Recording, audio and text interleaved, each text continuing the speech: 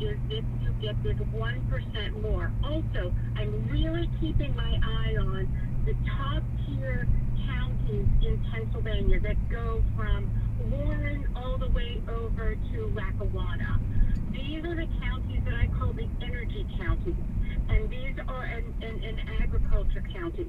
These are counties where a lot of voters did not show up for Trump, even though they were Republican, but because they thought the way he talked was more like a liberal Democrat from the outer Bronx of New York. Right. Now he has a record, and the record is something that they're very, very supportive of.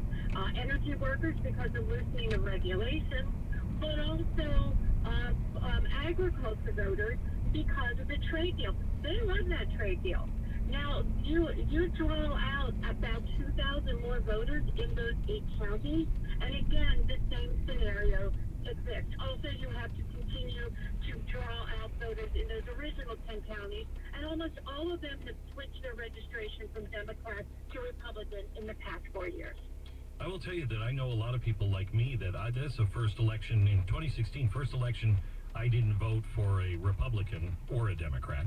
I voted for an independent. That's the first time I've ever done that. And I know a lot of people that did that or just didn't vote because they couldn't vote for Hillary Clinton and just couldn't vote for Donald Trump. He didn't have a record. They didn't believe in him. Now they do. And those people come out.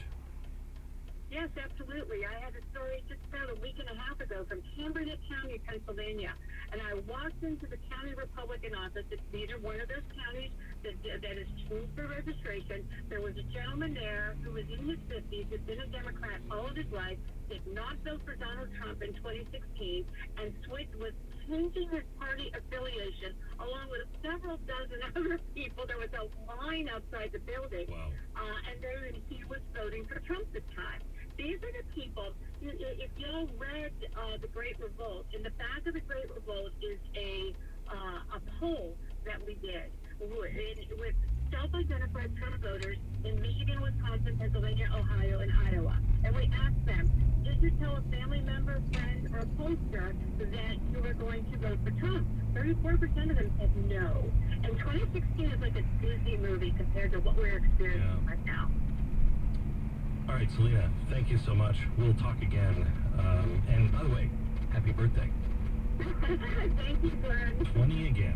Selena Zito, thank you so much. LifeLock is our sponsor, and in a world where we are individually being taken and absorbed